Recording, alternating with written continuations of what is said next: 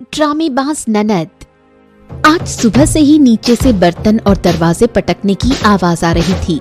लगता है आज फिर से माँ और दिव्या की लड़ाई हो गई। हो भी क्यों ना, काम वाली दीदी पिछले 15 दिनों से काम पर नहीं आ रही। दिव्या को घर के कामों में ज्यादा दिलचस्पी नहीं थी, जिसके कारण वो अक्सर मायके में ही रहती थी। सिर्फ त्योहारों में अपने ससुराल जाया करती थी। माँ, ओ माँ, आज क्या हो गया? इतनी देर तक सो रही हो? आपको पता नहीं है क्या, मुझे ऑफिस का बहुत सा काम करना है।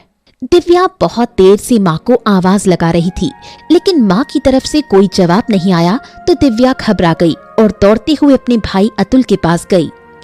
भाई, देख क्या हुआ माँ को, कब से आवाज लगा रही हूँ, वो कुछ बोल ही नहीं रही है। ये सुनते ही बेटा अतुल और बहू सुलोचना ऊपर से नीचे माँ के रूम की तरफ दौड़े और दोनों ने माँ को आवाज लगाई।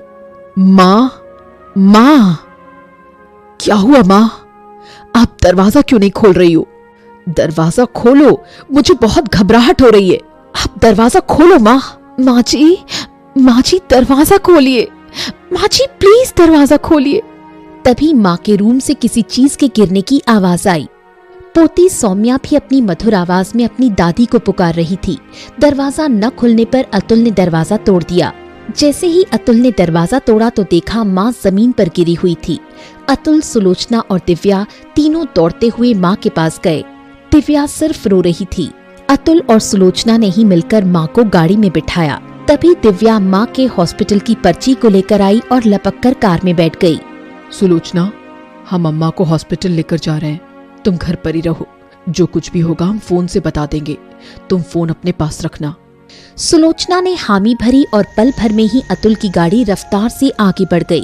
सुलोचना दरवाजा बंद करके अपनी बेटी के साथ ऊपर आ गई।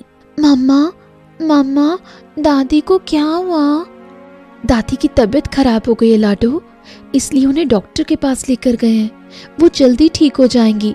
काफी देर तक अतुल का फोन नहीं आया, इसलिए सुलोचना ने अतुल को फोन किया। माँ कैसी है? डॉक्टर ने क्या कहा? सुलोचना, डॉक्टर ने उन्हें तुरंत ही आईसीयू में भर्ती किया है। अभी कुछ भी नहीं बता रहे कि हुआ क्या। मुझे बहुत डर लग रहा है। आप घबराएं नहीं, भगवान हमारी परीक्षा ले रहे हैं, देखना सब ठीक हो जाएगा। सुलोचना, मैं तुमसे बाद में बात करता हूँ। इतना कहते ही अतुल ने फोन रख दिया। सुलोचना को बहुत अच्छे से पता था अतुल बहुत परेशान है, क्योंकि पिछले 6 महीने से उसके पास काम नहीं होने के कारण आय के सारे स्रोत बंद थे। वो अपनी सेविंग से ही घर खर्च चला रहा था। माँ के बीमार होने से अतुल की परेशानी और बढ़ गई थी। अब सुलोचना के ऊपर पूरे घर की जिम्मेदारी आ गई थी। वो घर का पूरा काम करती, अपने बच्चे को पढ़ाती और समय पर अतुल और दिव्या के लिए टिफिन तैयार करती। माँ को हॉस्पिटल में भर्ती किए 15 दिन हो चुके थे, पर माँ की स्थिति में कोई भी सुधार नहीं आया था। अतुल जी ने घर लेकर जाइए, क्योंकि यहाँ कोरोना के मरीज बढ़ते जा रहे हैं, इसलिए इन्हें अस्पताल में रखना सही नहीं है। अतुल माँ को घर ले आया। सुलोचना के ऊपर पहले से ही घर की जिम्मेदारी थी। अब माँ को संभालने का काम भी सुलोचना के हिस्से में आ गया था। दिव्या को अचानक से अपने ससुराल वालों की याद आ गई और वो अपने ससुराल चली गई। दिव्या माँ का हालचाल भाई से फोन पर ही पूछ लिया करती थी। माँ की स्थिति ऐसी हो गई थी कि उनके सारे काम बिस्तर पर ही होने लगे थे, जिससे सुलोचना का काम और भी बढ़ गया था। पैसों की कमी के कारण मेड रखना भी संभव नहीं था। पहले सब साथ में प्यार से रहते थे। शुरू में सबका व्यवहार सुलोचना के साथ ऐसा नहीं था। बाबूजी के जाने के बाद सबका व्यवहार बदलने लगा। तू शनिचरी है, तूने ही मेरे पति को खा लिया। जब से ये आई है ना माँ, तब से इस घर में लक्ष्मी ही नहीं टिकती।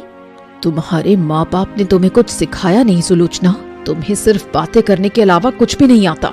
पता नहीं कौन से नक्षत्र में मेरी शादी तुमसे हुई थी, मैं तो आज भी पछता रहा हूँ। इतना सब सुनकर भी सुलोचना चुप ही रहती थी। मोबाइल का अलार्म बजते ही सुलोचना की आंख खुली। सुबह के 5 बजे थे। सुलोचना ने सबसे पहले सासू माँ के रूम में जाकर देखा तो वो सो रही थी। सुलोचना ने नहा धोकर पूजा की और नाश्ते की तैयारी शुरू कर दी।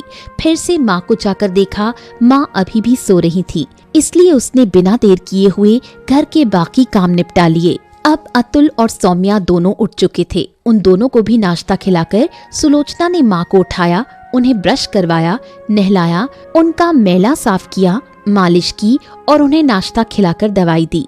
अब माँ ऊपर अतुल, सुलोचना और सौम्या के साथ ही रहती थी। अतुल भी अब एक कंपनी में मुंशी का काम करने लगा था। अतुल के जाने के बाद सुलोचना और सौम्या माँ के रूम में ही रहती थी। माँ से खूब बातें करते थे, माँ के साथ लूडो खेलते, उन्हें कहानियाँ सुनाते, हंसाते थे। माँ की हालत में अब धीरे धीरे सुधार आने लगा था। माँ थोड़ा बहुत चलना भी शुरू कर चुकी थी।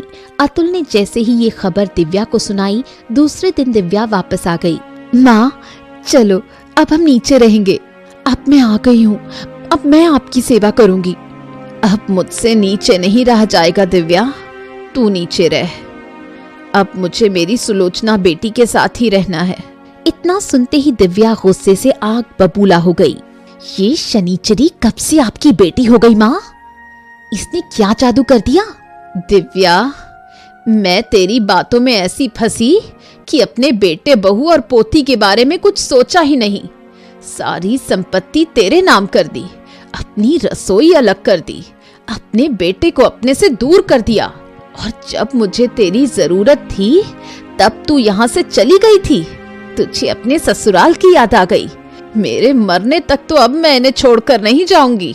रहा सवाल इस घर का, तो जब मैं मर जाऊंगी तो तुझे घर मिल जाएगा। माँ, मरे आपके दुश्मन। चलिए, दवाई का समय हो गया है, दवाई लीजिए और आराम कीजिए।